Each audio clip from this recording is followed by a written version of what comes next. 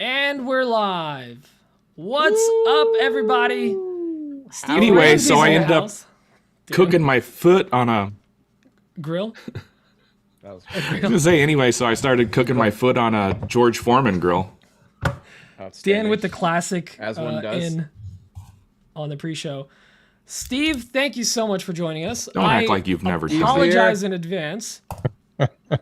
And, Thanks for inviting me. This is fun. And I want to go on record that Steve said in the pre-show that he actually listens to this podcast. I do. I So- do. I listen to a lot of podcasts, and I really like your podcast because I can put it on. You know what it is it's long enough that I can put it on like, oh, I'm getting ready in the morning. I'm in the bathroom and everything. Oh, I'm listening to these guys. And then later on in the day, I got to go to the gym. Oh, I can listen to that there. And then so it's just like to listen to one of your episodes can take me several days. 5 stars. I think that's It never ends. a nice way of Steve saying it's way too long, guys. You need to cut it down. Wrap it And, up. and the good thing is because there's no value if you aren't paying attention to any of it, you won't Yeah. won't miss anything important. You just never can miss anything important with the show. It's good. You could just jump in anywhere, really. Yeah, literally at any point. like you're one of getting the those, same value, middle, 30% it. It's like a white noise machine. That's it. Right. It's one of those shows you watch on. Podcasts. There you go. Man, already got the show title this early in the pre-show. Fantastic. Oh, last week when all the April Fool's stuff was going around, wasn't one of Rockler's things Oh, from the past God. years the shop sounds playlist, and it was just like router sounds, planers, and whatever. You could take it on the go. Oh, I feel like the April Fool's videos used to be a bigger thing, Oh, and then they kind of got they kind of fell out of fashion. And this year there was just a Oh, few I'm so people glad. who did it. Yeah, because it kind of so got to glad the they point where if you were actually going to post something real, you probably better wait till the April 2nd because Right. Yeah. No there one's going was. to believe you. I basically after like 10 minutes was like, I am not going to be on Instagram today at all. Like Saturday, Yeah. I just had to turn. And it off. like with the terrible algorithm that is what social media platforms are these days, you know, you get them like 2-3 days after the fact. Yeah. Like Yeah. you got to look Well, at the that's date and just like, it. when was this post? Oh, it was posted 3 days Yeah. ago. Nope, Yeah. I'm ignoring that one. By the way, Anywho. Steve, we do have a chat going as well on our YouTube channel if you want to. Oh yeah, Hop let in me there. Yeah, let me there's pull that up. a few people that seem to be disappointed that you're not Gordon Ramsay. Nope. Yeah, Nope. I get that. They were misinformed. Gordon and Dave both said no, so we got our first choice anyways. I'll take this one. Well, let's see. We here. I'm just logging onto have a YouTube. Ramsay. We didn't say which Yeah, one. It'll work. Is your YouTube channel another Woodshop podcast? Yep, another Woodshop podcast. Yeah, we're not very original around here. You know, I just changed the name of my podcast. See, that's what I like about podcasts. You can just fuck around with them like that if you want. Like, I'm going to change the name of it. I don't care. Here we are. What is it now? It's called the Creative Culture, because you know what it was. It was the WT. Really? I didn't yeah. even notice that. So it was the WTS. Originally, it was the Woodworking Talk Show, which had very grandiose plans until I'm like, I don't know, this is like basically all woodworkers are just kind of doing similar things. And so then I started bringing in other types of makers, and I thought, oh, that's good. Now I can expand it out. Yeah, a you bit. had on Neil Patrick Harris as well, right? Yeah. And so I've had actors and directors, and so it just got to be like, okay, this is just an art. This is a show about creative people and artists, and I can bring in authors or whatever. And so then I thought I gotta change the name. So that's when I changed it to WTS, because I thought, well, then it's just a mystery. Nobody really knows what that is. And plus, I was kind of stealing what Mark Maron was doing with his podcast WTF. And I thought, oh, I can ride those coattails in case somebody misspells WTF. They've got WTS. Incorrect SEO is the best SEO. So- We're just living proof of that. Right. We And throw then SEO out the window. Yeah. And then people are like, well, what does it mean? And I'm like, it can be whatever you want it to be. And then, it's like, what's this shit or something like that. I don't know. And then finally I just decided this is ridiculous. I've got to have a real name for it. So yeah, just last week I changed it to Creative Culture. Awesome. Also, I'm gonna make Go sure to check link out that that in our podcast, show folks. notes that it's changed because I am Yeah. used to seeing the WTS still. Yes, yeah, now it's Creative Culture. It's got I think I have a better logo on it too. I don't spend a lot of time on these kind of things. I'm like, that's good enough. and just put it out there. Oh, here we go. We'll get more of into like the different things you do, because you got a couple things that, between the courses and obviously YouTube and the podcast. So we'll get more into that in the actual show. I won't shoot it all right. Oh, here I'm watching myself on my YouTube. Oh, yeah. I didn't hear the Dan Harmon episode. Patrick Harmon said you great. had. Yeah, Dan. Oh, yeah, I gotta listen to that one. Yeah, he's really good, and we were supposed to have Lizzo on, but she canceled because she had to be in The Mandalorian this week. So. Yeah, we keep asking. She keeps finding reasons not to join us. I'm gonna start tagging her in all of our posts. Please do. It's a great idea, Pete. I like that idea. I mean, listen, if someone from Lizzo's team reached out and was like, "Hey, you guys keep tagging her. You want her on a show?" I would say, "Hell yeah." What a wild amount of like crazy imagination you have, Pete, thinking that'll go that way. A girl can dream. You know what? There is a lot to be said for that. Actually, is just asking people. I mean, it's like people come on my show. I never thought I would have. I'm gonna ask her now. And you just ask, and it's kind of funny. People will be like, "Let me tweet at her." Why not? That's the thing. You never know unless you ask. And I've got this writer and director of one of my favorite films from a couple years ago, who has agreed to be on the show in just a few weeks. And I'm like, I can't believe that. It was just like I was just throwing this out there. Who knows what happens? Can you give us the hint? Oh, it's Prano Bailey Bond. You probably don't know her because she directed. I'm really into horror movies. And she directed a movie called Censor a couple of years ago, which was that explains that. Yeah, so it was about the early 80s film censorship in England. It was called the Video Nasties List, where they were banning all of these horror films. And so anyways, I thought it would be cool, the angle to have her on my show is just to talk about art censorship and how some things that were happening back then are still happening today. And so we kind of have just new forms of censorship today. And she's going to be a great guest. But it's just one of those things like, God, I can't believe that.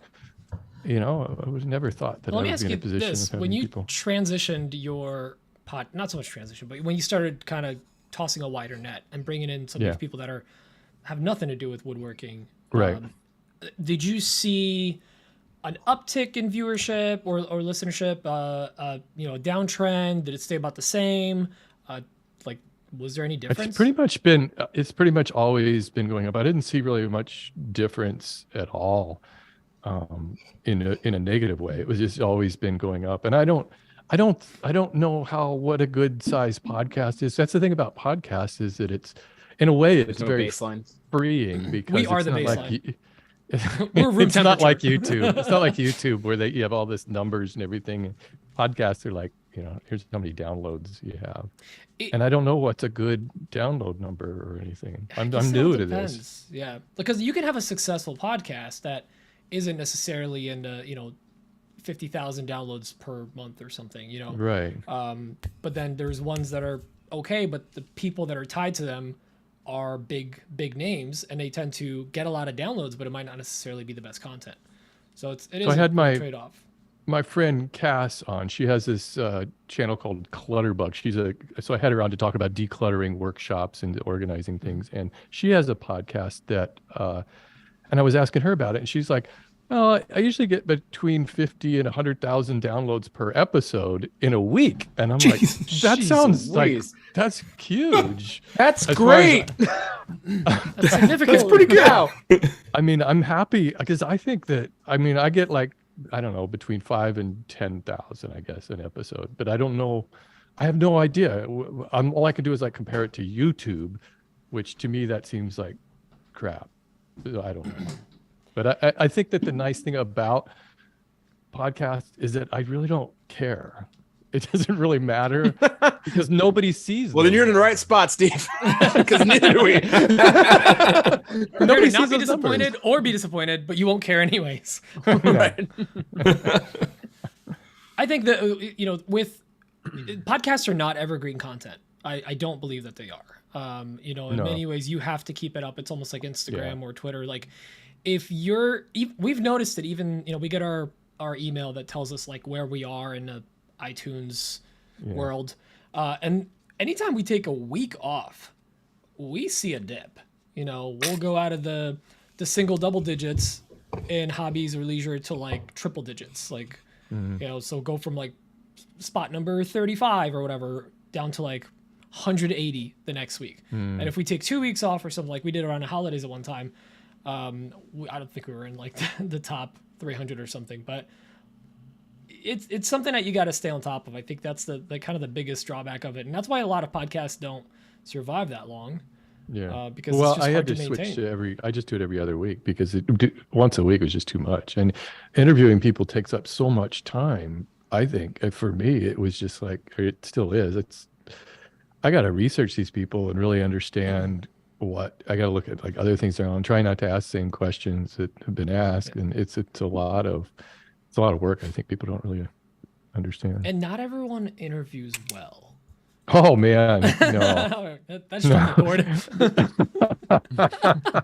Oh, it's so true. It's a two-way thing. When you're talking to somebody, they have got to hold up their end of that podcast. Yes. And man, there's nothing worse than somebody who just is not. And a lot of it has to do with how long they've been doing either YouTube or whatever they've been in a kind of a media situation. Is they understand kind of, they're more media savvy and they understand how this works rather than just giving an answer.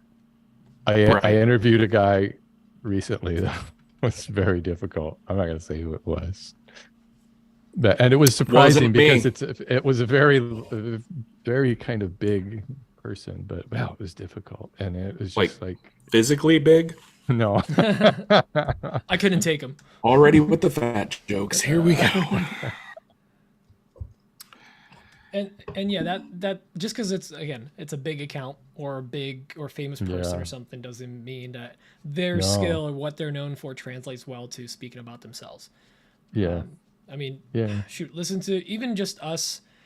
We had a good banter and whatnot, but like we're definitely very inexperienced when starting out. Like we developed into being able to interview people and all that and kind of hold the conversation going. But initially it was just when Pete says we, he means Mike and him. I mean, just listen to my What's on My Bench segment every week. It's not good. I don't know why I'm here. But it's something you develop it as a skill. You can't. Well, especially with three of you, that's really got to be difficult to not talk over each other and do you guys just we talk have over a each other. natural? It kind of works in our favor most of the time because we tend to cut each other off and do little quips on top of people talking. Which we encourage you to do. I think we do a good job not stepping on. No, each we other don't. No, not in a bad way. I think you're pretty much with the yes and. See what I was doing there? I made jokes. Yeah, it's constant yes and. I mean, it's constant yes and. So yeah, it moves and flows, and we've been good about that. Was like right at the gate when we had our first phone call to see if this was even going to work. We're like, oh, that does work. So it kind of that's really important, especially with a group of people. So got to be able to do that. And some people just, I mean, talking about guests, they just don't flow. They don't understand that there cannot be a second of dead air in a podcast. It counts like talking has to keep going. There has to be some sound because it's an audio format. People have to have noise. Otherwise, it's gonna be like, what just happened? Did the show cut out? And then someone starts talking. They're just bad at it. Okay. So. Well, there's one of these podcast apps actually cuts out pauses. I forget which one it is. We actually make ours longer. And then we think it's funny. So like what's funny is when I was clipping the video for last week, because I remember we did some pauses because was it last week, 2 weeks ago, when John's video or audio cut out with like pause it. So I'm going through, I'm scrubbing, and I'm looking for a dip in the audio because we stopped. And I go to one of them and I'm expecting to just make a cut and like figure out where we start again. And it's Mike going, because what it is. And I was like, oh, okay, that was just a pause. Oh man. Yeah, this is why I love editing audio though. It's really fun because you don't have to worry about you could break sentences up mid-sentence and join them together with another sentence and make it sound perfectly fine. Where on video you really can't get away with or you can take somebody else's audio track and make them say exactly what you want if there's enough words in there. Right. You totally can, basically. I mean, anyway, Steve, I'm gonna need that audio track. Yeah. If you start chopping up video like that, it looks like 2010 YouTube, like Jenna Marbles or something. I love Parisian coconuts. I import poodles. This doesn't make any sense. Name of the podcast app, somebody's asking. John Grubb's asking that. That does that does cuts out the pauses. I don't remember which one it was. There's a lot of them. I think that one might have been Deezer. You know how you post these and there's all D's nuts, John. Yeah. I don't even know. D's dot needs NTS. That's it. I mean, basically, most people listen on Spotify, don't they? I mean, isn't that kind of that's another thing? I think we get most of our listens from Apple, don't we? Oh, really? By far from Apple, yeah. Interesting. Spotify is good, but Apple is the predominantly big. We're big with Apple users. Yeah, I guess. And for us, like with the editing, I think one of the reasons why we never went to one of those, web-based recording applications is because we're recording now. Granted, those have pretty good audio boosts and all that, but we record everything locally for the actual podcast, so our audio tends to be pretty crisp. And granted, in most cases, people aren't going to really notice the difference, but people that are. And if we ever need to boost any audio, it helps out as well. And it's not just pushed into one thing. The other thing is we're doing 4 or 5 different pieces of content out of one recording session. So we're doing this live stream right now with everyone in here. They get to hang out, chat. And then this stream after we finish gets locked and our patrons get it for the next, until next Wednesday. On top of that, we take this and we get the audio for just this, and that becomes the pre-show for patrons only as well. So they actually get a second podcast this week. Then Dan edits the audio for the actual podcast. Obviously, first patrons get it, then everyone else gets it. And then we also upload the video of the podcast because apparently a lot of people watch their podcasts on YouTube. They put them all in the shop and stuff. That's a lot of work. So we do a good amount of work with it. Dan does the audio for the show. I do the audio for the pre-show. I do the live stream, and then we do the video. But it's all, we're trying to be in a lot of places all at once. The problem with some of these other applications is they don't always give you a lot of other stuff, and you don't have any of the raw files to play around with. And sometimes they'll just give you like, here's your audio file, here's your entire video file. We'll see you next week. Right. Yeah. Yeah. Check out Riverside though. You might like it. I don't know. I love that. It just gets high quality HG, every track separate. How long does it take you? Oh, go ahead. How long does it take me to edit the podcast? That's exactly what I was going to ask you. Yeah. When I sit down and do it, depends. I can do it as quick as 10, 15 minutes. Sometimes we've had some technical difficulties and it's taken me like an hour and a half. Yeah, and then to edit the where video, I had to splice a bunch of stuff and make it sound like there were no difficulties. Did a good job with the Cyril. Yeah, you did a good job with that episode. It was pretty smooth. And the video, like the editing itself, John from Lincoln Street had a lot of problems with his mic, so we had to splice it up and make it sound better. But for the most part, it's pretty easy. It's just a matter of like finding the time to sit down and do it. Yeah. And for me, the biggest part is exporting those big video files and downloading the full, because this is going to be a 2 to 3 hour recording, and then to upload a hour 45 minute sometimes video to YouTube. I got decent internet, but nothing too amazing out where I live. So like sometimes it'll be an hour for it to upload, get the HD version, and be finished. And then get everything set up for Patreon and whatnot. So I'd say it's probably 30 minutes of like editing and getting all the things set up in different pages between Patreon and YouTube. But the upload and the export probably takes the longest. Sometimes I'll have to let it run for 45 minutes just to export that video at a Final Cut, and then just walk away, do something else, and come back. So it's one of those like, it takes a while, but I'm not there the whole time type of thing. Yeah. So it's a labor of love. This pretty much is a labor of love at this point. We're not getting rich off the podcast. No, I think very few people make a lot of money off of podcasts, I think. Where are you? A month is probably making it, so that's probably pretty good. Whoever's getting that downloads, you said 100,000 downloads a month. Is that what you said? Oh yeah. I think she's doing all right. Yeah. And she's like, well, yeah, but it's not like Joe Rogan or anything. Yeah, but right. Yeah. But, oh yeah. I mean, it's not like the number one podcast there is. I mean, you can't compare yourself to that. It's all right. I'm not making Steve Jobs money or whoever's running that show now. I don't remember. Steve Apple or whatever. Steve Apple. Tim Apple. Tim Apple. Yeah, That's right. Tim Apple. Oh God. Plus we get, I think we get between 3,500 and 5,000 a week, somewhere around there. Great. Mike? downloads. We are. I just looked. It was at 21,000 for the month.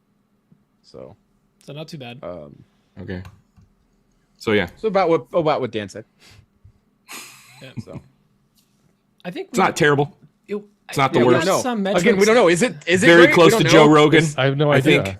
Yeah, no one knows. I kind of like that it's not.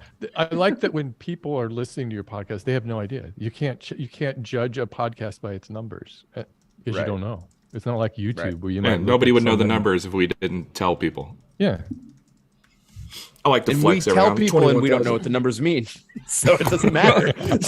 We read once or something that we're in the top 5% of all podcasts that's globally. I read the same thing. Yeah, I've been running with that number since we started. I know. I tell everybody. They're like, if you get over I hate to brag, 200 downloads an episode. Yeah, if you're over 200 downloads in a 6 month span, don't ruin this for me, Steve. Don't ruin this for me. I'm thinking, well, that really says more about the 95%. Those must really suck. It just really sounds good to people who don't know. It does.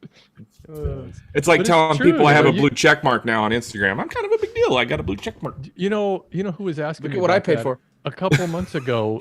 Jason Hibbs was asking me about he DM'd me and asked me, how do you get that blue check marker? What can do you have any? And I'm like, wait, I don't know. What is that? And I didn't even know I had the blue check mark. I guess I got it 10 years ago or something whenever I'm not much of an Instagram. Okay, so I found the metrics. And sorry, Patrick Ginsell says my mom has a blue check mark. So if on a new episode within 7 days of release, if an episode gets more than 975 downloads, you're in the top 5% of podcasts. That's wild. That's such a low bar. But if it gets more than 4,500 downloads within 7 days, you're in the 1%. Oh, so we're like in the 1%. So that's pretty good feeling. Dan, you can tell all your friends that. We're all 1%. I'm telling everybody. We did it. Everyone high fives. Tell your mother-in-law. She should be proud of us. My mom won't care. She'll be like, meh. I showed you the thing she did earlier. Justin asked, how many apps does our numbers cover? So if you go to all apps here, there's a lot of them. So 40% of our numbers, I don't know if anyone's actually curious about that. I am. 40% of our numbers come from Apple Podcasts. 20% come from unknown Apple apps. So I would just lump that back into Apple. Nice illegal stuff. I guess that's not accurate. Yeah, it's bootlegged Apple apps. No. And then 15% is Spotify, and then 7% is Google, and then it just kind of goes down from there. It starts basically becoming other situations. So the lion's share is Apple Podcasts. Yeah, so, and people listen on YouTube too. And YouTube's really trying to promote this whole podcast business. How they have the podcast deal now, the special tab. Fun fact. I noticed that today or yesterday when I tried to upload something to. They'll ask you if you want to put it in. And I don't think that we have this set up as a podcast. So I was going to say, I was uploading a video, the most recent video that I was uploading. I noticed that the playlists that we have, like, when we have a guest, it goes into two playlists. It goes into live show, whatever, and then live with guests. So it showed a little podcast icon next to it that I have never seen before. So it must have picked up that it's a podcast, and it sees that as a podcast that's available.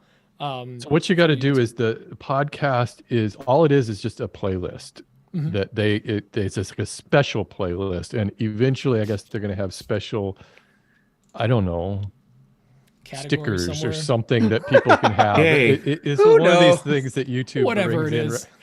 And so clearly they went in on this whole podcast. So I've started uploading not the video version, just the audio version to YouTube with a static picture. Yeah, guys, we have a podcast section. They took our podcast videos playlist and just made that a podcast. So there's 109 episodes in there. Right. What I'm not clear about is whether, and I think this is true, if it still shows up in your regular feed. So it is a regular when you post something, because it's just a playlist. So I imagine it does. It is a regular playlist that we have. So we have 4 playlists. We have guests, live, podcast videos, and live in person or meetups, which we've only had like 3 videos. But the podcast videos, it automatically must have just saw podcast and just made it a podcast. That must have, yeah. That's a new change. But hey, if they're going to be doing something new, and maybe we get some extra views from that, I'll take it. You know, Yeah, that's what I figure too. I really bad with my podcast on YouTube. I've just started uploading some older episodes on there, and I wish the amount of things I want to do compared to the amount of things I actually have the time to do is just crazy, because I wish I could focus a little bit better, because I have all these ideas of, oh, I'd like to do this. Oh, here's a great idea, this thing I'd like to develop. And then I just start going scattered in all different directions. And I'm like, no, let's just focus on one thing. Oh. It's hard to focus. There's so many things that you feel like you should be in. Yeah. Especially when you hear other people talking. I'm like, oh, damn, everybody else is just, when you hear everybody's someone be killing successful in a different kind of field that you're slightly How come I'm in. not? Yeah. Now, then you start thinking like, well, now I got to focus. I guess I got to start doing Twitter. Yeah, I want to kill it. What the hell? Did any of you guys ever post to Facebook, or you guys do Facebook at all? We all jumped on it for a good amount. It's kind of a bummer that they quit the Reels, but the Reels bonus, but So they stopped paying creators. Do they? Because I do this Voov thing, where it was Jelly Smack, but Jelly Smack fired a whole bunch of us, and then Brad Rodriguez talked about that, yeah. And then Voov, I do them, and they pay. I guess I'm still getting paid from that. I don't know. I haven't used Facebook honestly in years, 10 years or more. I don't understand it.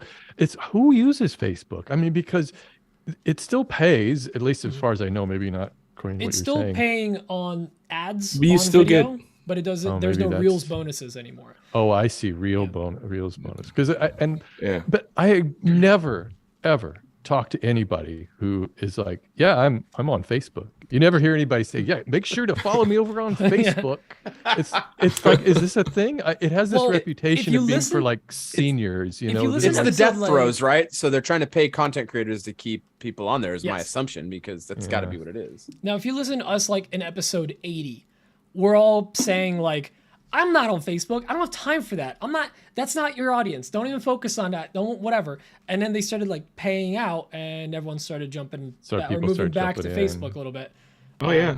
So it's so confusing. We were all doing pretty well. I don't understand the whole interface of it. When you try to set up stuff, you've got like your own personal account, then you have to have the business account, then you have to have like the brand account, and the interface is just so filled with just crap, and it's so hard to navigate. Even having Voov, who manages my stuff, they're like, hey, could you assign permissions to us for, I'm like, I guess, let me see. And they couldn't figure it out. So they have to we're on like a Zoom call together trying to figure out how that works. There's a lot of restrictions with Facebook. And I was having a conversation with you on Facebook the other day. Are you telling me that wasn't you?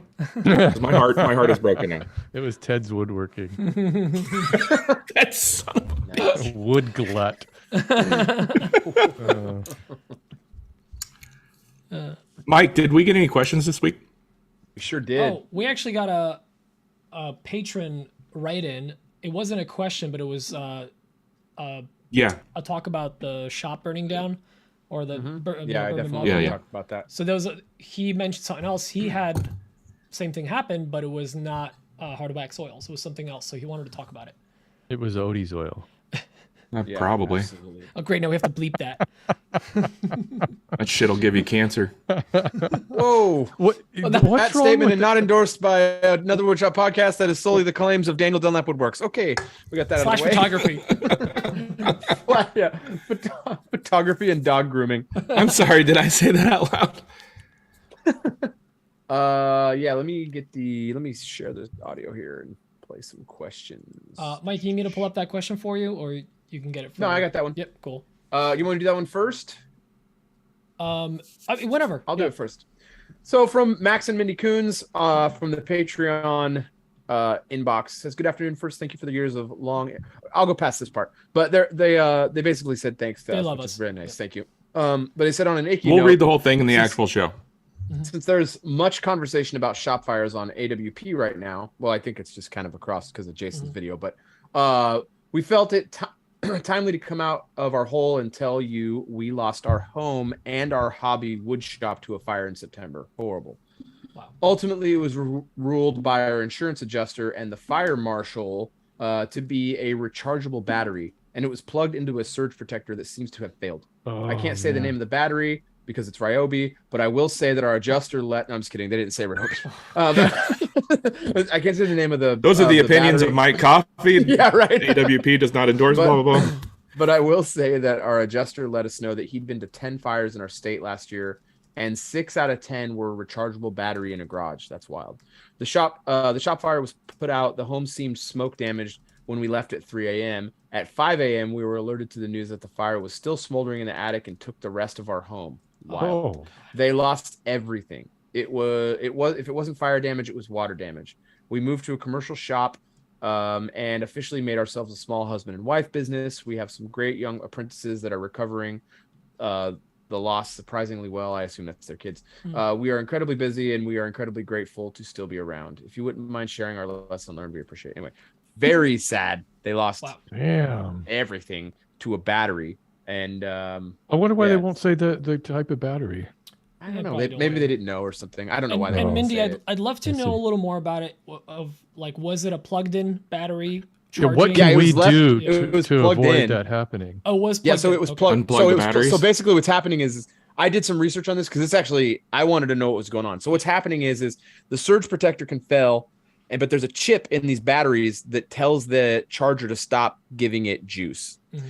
If that chip fails, the battery will just keep taking juice. The battery will burst and start on fire.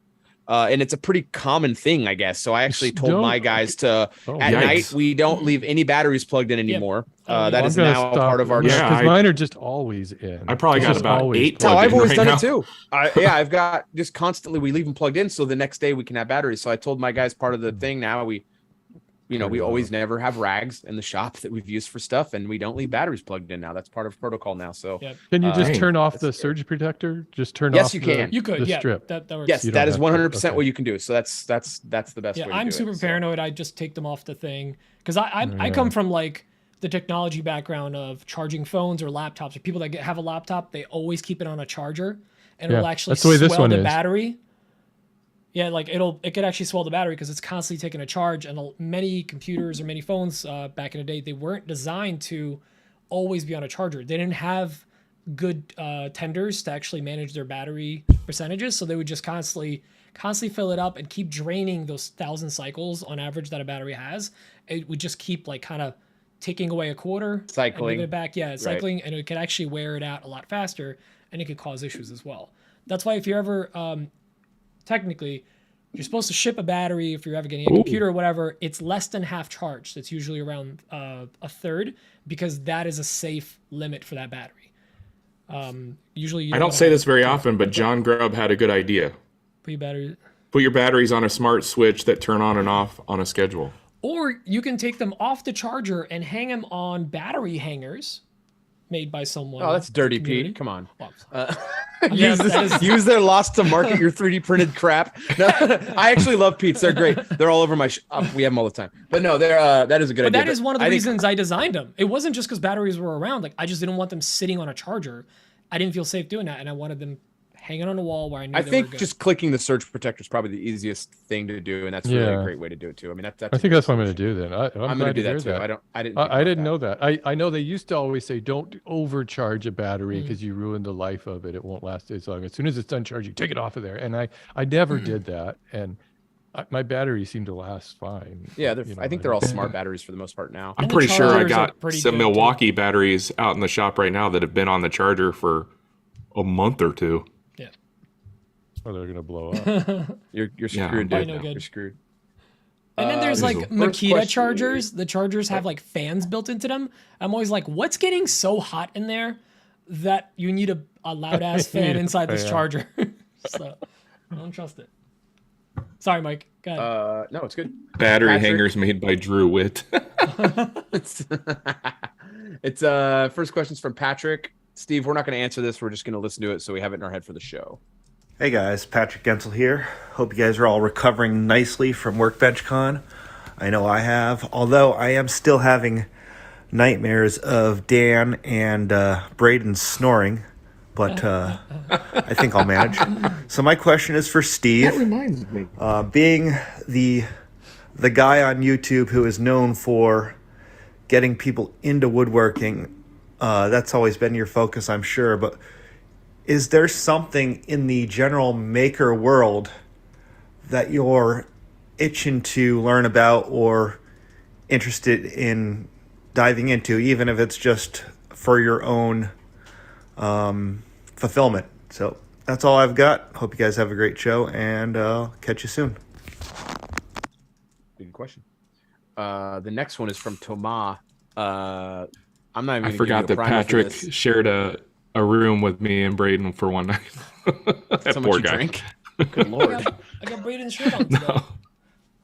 I'm not gonna give Steve a primer about Thomas. I'm just going right into it. Oh, okay. Yeah, I like it. France. France. He's French. Hey guys, my question tonight is for Mike. I have been gifted a project from my brother to build with him as a bachelor party.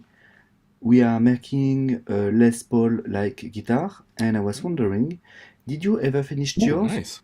Do you have any advice for me, as I really don't want to glue my hair fall? The body is one-piece Sipo, the neck will be laminated Sipo, Sapelli, and Paduk, and the fingerboard will be ebony. A big project. Alright, thank you. Bye, guys. Ebony and Paducah. Huh? What is SIPO?